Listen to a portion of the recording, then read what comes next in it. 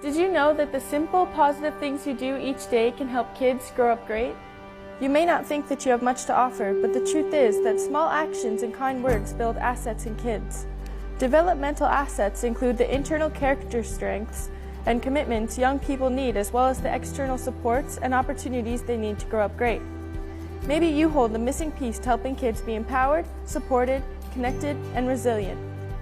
Come along as we discover the 40 developmental assets, and we share simple ideas on how you can be an asset builder and be a part of creating a community where kids can grow up great.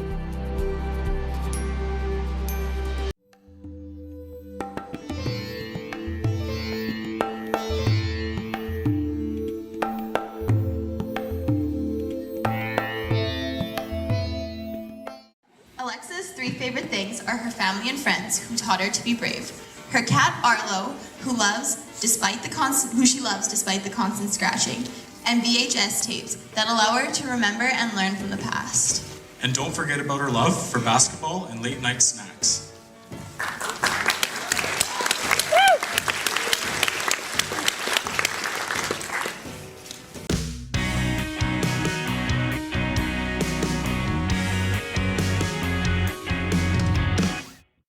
So, Alexa, this all started for you when a teacher introduced you to the Red Dress Project. And I'm curious, first tell everybody what the Red Dress Project is for those who might not know. And then what was that first impact like? What did you feel when you first saw it and experienced it? So the Red Dress Project was founded by Jenny Black a few years ago, and basically what it is you take red dresses and put them around the community, hang them, just to represent the missing and murdered Indigenous women from across Canada, from really, I noticed this across the world, because it affects everywhere, basically. It was a surreal moment when I was at the very first walk that we did. I don't know, it's so hard to explain, but it was just, I grew up my whole life being Indigenous, being so into my culture and our practices, and this is something that I'd never really even heard about. So it was shocking. It hurt. I don't know. I remember there being a lot of tears. It was definitely a hard moment. Do you feel like it connected to you, to your heritage, in a way you hadn't ever connected before? I think yes, definitely, because it's something that's happening today.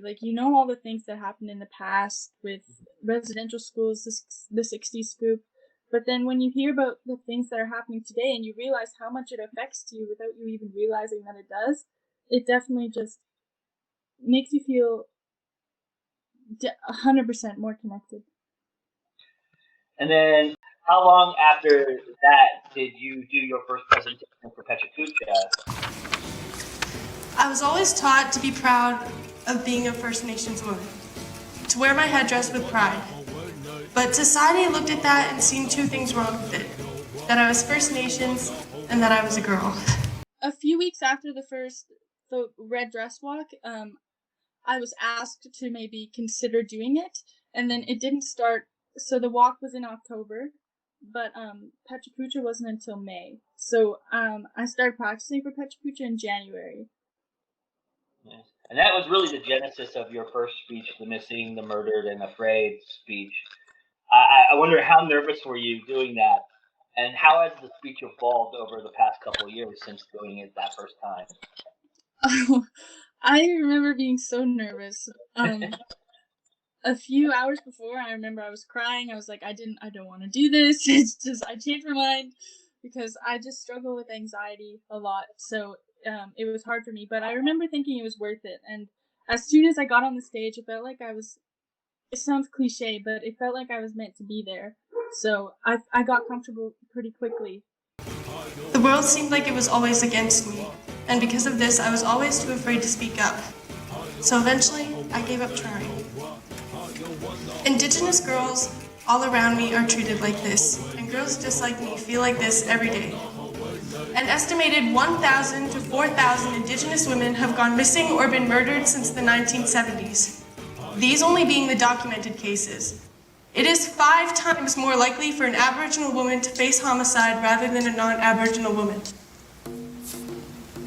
In the past year, I've had 4 of my friends go missing. It was happening so often that I started not to care. Everybody did. The police got so used to these cases that the majority of them didn't do anything, and you didn't hear about disappearances until weeks after it was reported. I remember being pulled out into the hallways at school and everything going blurry. I couldn't hear a thing they were asking me, and finally, once I came back to reality, it was complete panic. Wondering where she could be, wondering what my life would be like without her. She ended up being completely fine, but for a moment, my world fell apart. These days, I ask my friends every day if they're okay, even if they make fun of me for it. I guess there's just a part of me that feels if I don't ask, somehow I'll miss something and I'll lose them.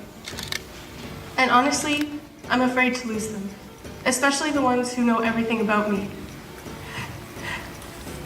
There's such little education surrounding this issue that I didn't even start learning about it before recently. Not that the concept didn't affect me before then. See, I live only a few blocks away from a 7-Eleven, the holy grail of fried foods and Slurpee. But I will only allow myself to go there before dark because if I go past that, I feel I will become another statistic. I've even been told not to refer to myself as First Nations. Why does pretending to be someone I am not make me safer? Why can't I go out without being afraid? I should not feel afraid, and I refuse to fake my heritage. During the summer of 2016, I was not the same person I am today. I spent a lot of my time focusing on what people thought of me. I worried about how I looked, talked, and dressed. I always thought I wasn't good enough. I was afraid of who I was. It took me a long time to realize that there was nothing wrong with me. Once I did, I surrounded myself with people who made me feel better about myself rather than horrible. And then through the years, it's just I've adapted the speech to what's going on in the world, how the movement has changed, and adding a few things, adding a few different stories from my journey, and then also just writing completely new speeches about other stuff that matters to me, like intergenerational trauma, mental health, and addictions, and yeah. Alexa Blyan Nitsi Kaso. Hello, how are you? My name is Alexa Blyan. I find it important that I introduce myself to you in my own Cree language. In my culture, the environment and youth were and are very important. The land is what we live on, and youth are our future leaders. I want youth to grow up healthy and in a society that values all youth and will work hard to protect them.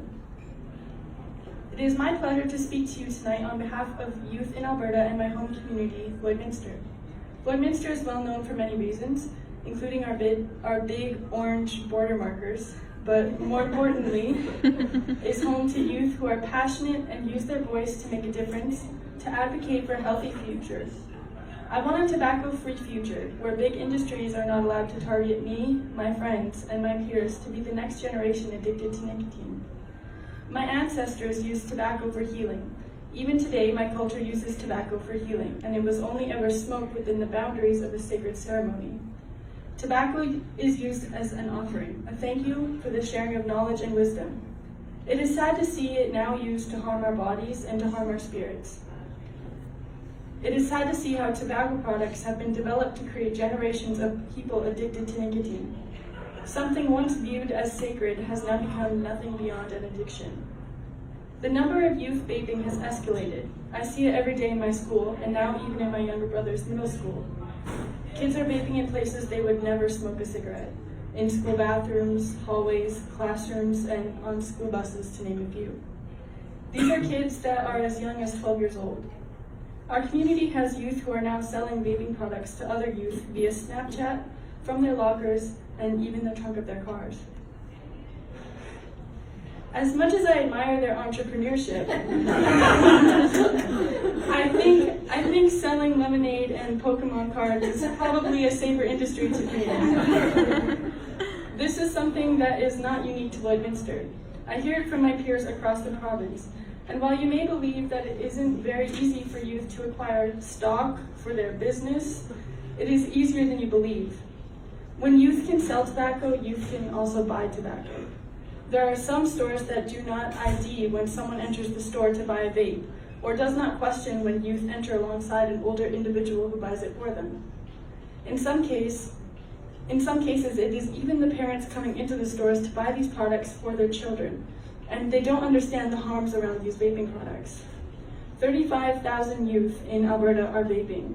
Legislation and properly funded education is urgently required.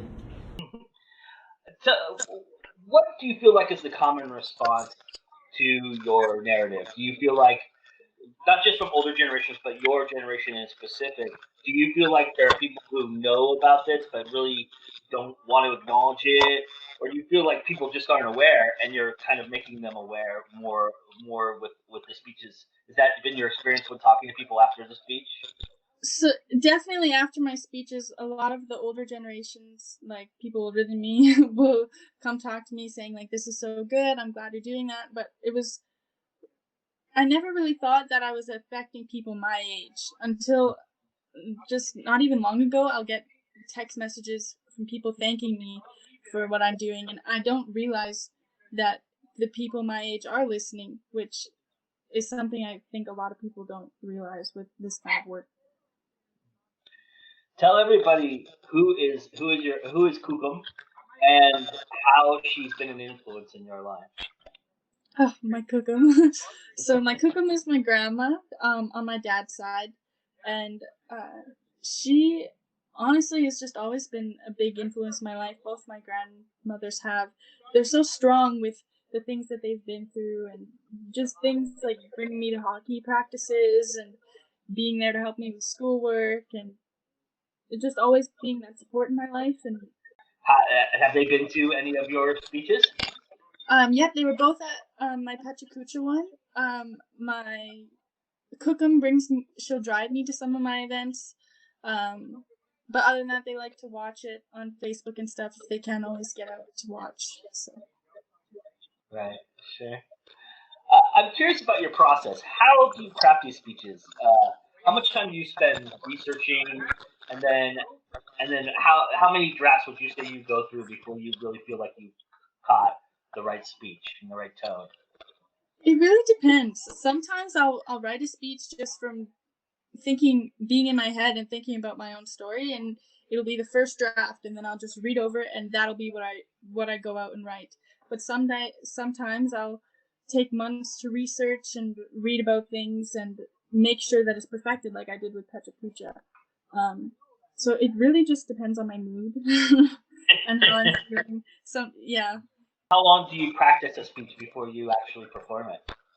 I would like to tell you that I get in the time to practice it for weeks and weeks before I get to the speech, but sometimes it'll be me reading over it right before I get on stage and just winging it. But yeah, it's the same thing. Sometimes if I have the time, and I'll spend months reading it and perfecting it, but if I don't, then I'll just read over it and do my best. Nice. What do you think is the biggest thing that you've learned in doing research that you didn't know before that surprised you? Some of the statistics shocked me a lot. Or just hearing the stories of other people that are even close to me that I didn't even know, and how it's affected them. That has been really a shock to me too. Just every single day is a new day of learning and hearing people's stories, and it's just never ending. Has the government, both local and nationally, have they been any part of your process? Have you engaged with them at all, and have they helped you in any way in helping you with being this activist of this cause? So they've definitely done a lot of work for the Missing and Murdered Indigenous Women Initiative, but not really much personally. I did have the Indigenous minister.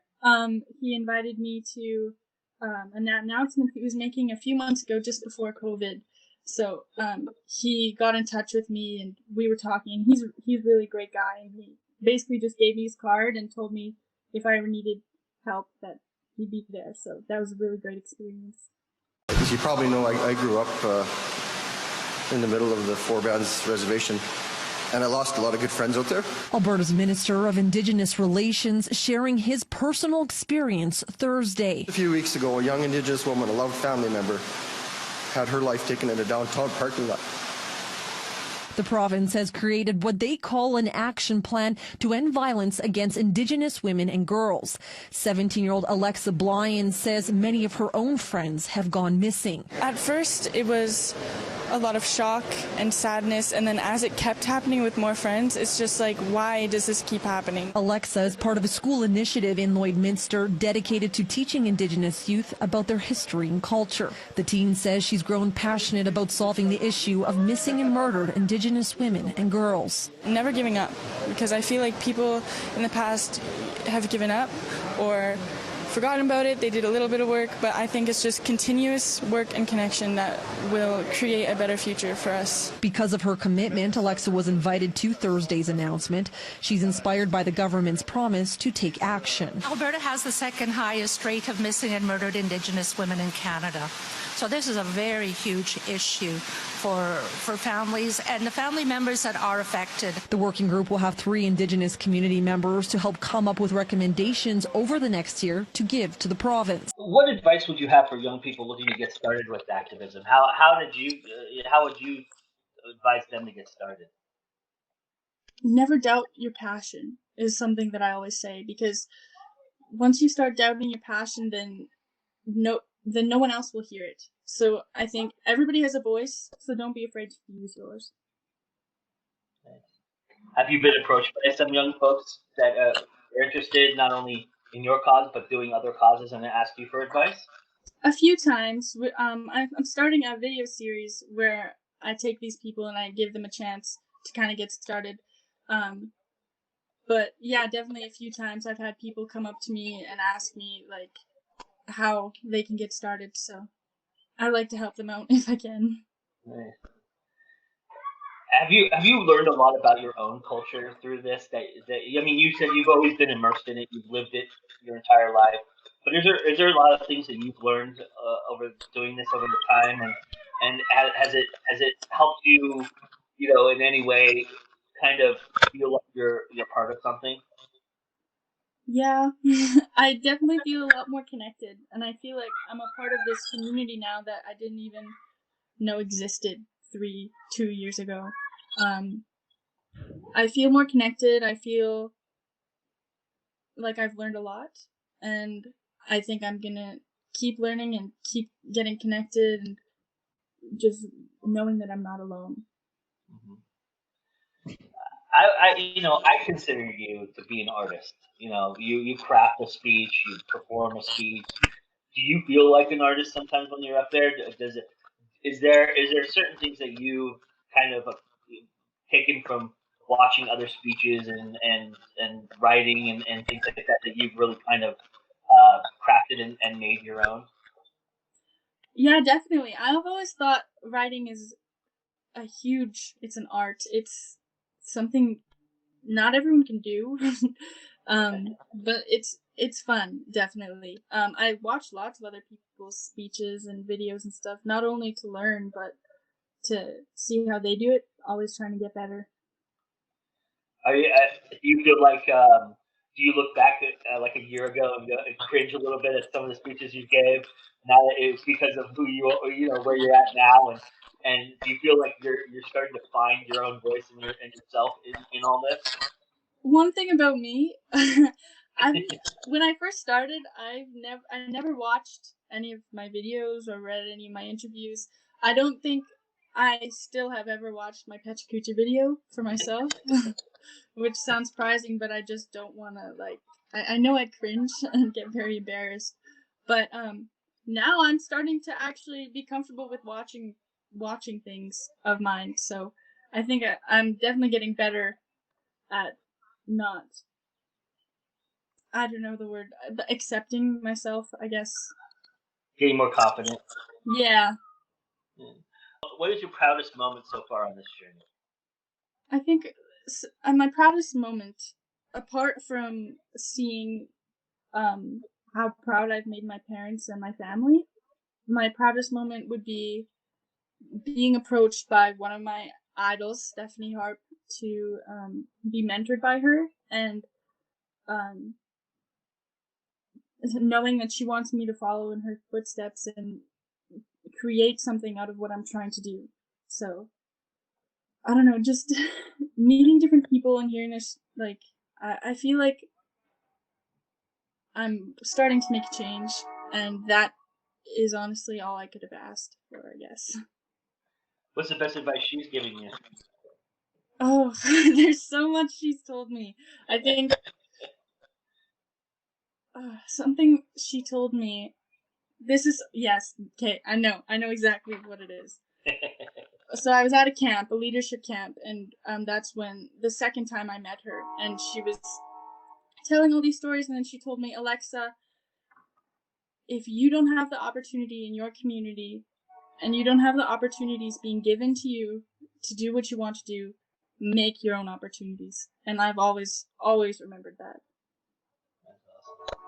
So, I imagine you have designs beyond just giving speeches and doing interviews and things like that.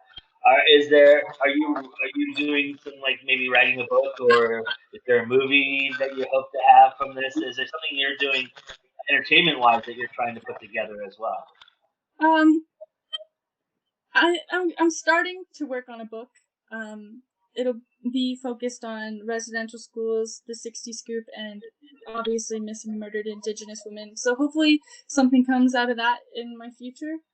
But other than trying to write that, I've just been focused on social media and obviously school. Is college in the future? Yes, I'm starting my bachelor's of social work in the fall. Oh, awesome! Congratulations. Thank you. You excited? Yeah, I'm excited. I'm also scared. As somebody who's been on stage in front of people, and being relatively young as you are, and experiencing that, do you feel like there's a maturity level to that is garnered? I mean, you mentioned you're gaining confidence and things like that, but do you feel like you're maturing a little bit more each time you go out there, and feeling like that the adults in the room are paying attention? Yeah, I think so. I think as I've gotten older, I've gotten more able to be accepting of other people and not judge so harshly, and kind of try to understand their story and what they've been through. So as I am being less of a judgmental person and trying to be like as accepting as I can be, because obviously any young person, like a junior high student, they're going to be ignorant to things. But as I'm learning, I feel like every single time I go out on the stage, I can connect with people more. So just creating a community. Yeah, nice. So where can people learn more about what you're trying to do? Where would you like to send them to get more information about you and what you're trying to do? So I just launched my website not long ago. It's alexablyan.com, and that's where all my social media links are, my videos, and where you can buy I don't like to call it merch, but it's like my movement pieces, I guess. Clothing line. I don't know what to call it yet. It's a new thing. What's one thing you want people to understand about what you're trying to accomplish with what you're doing, and for people who maybe don't know what's going on, kind of go a little bit about what is happening out there, and why this is so important to talk about? So one thing, the biggest thing I like when I do these things, a lot of people, they see me instead of seeing what I'm trying to work for. So the biggest thing is it's not me, It's a nation of people who are facing these problems and these things that we need to make change and help with, because the last statistic I read was that Indigenous women are 5 times more likely to go missing or be murdered than a non-Indigenous woman in Canada. So obviously that's a crazy high percentage considering the population that we make in Canada, which I don't remember the exact one at the moment, but I don't know. It's something we all need to hear. We need to hear the voices, we need to take acknowledgement of it and make a change, because I believe that we can. Thousands of Indigenous women are forgotten for their color of their skin. We are stripped of our voices and tossed into the shadows.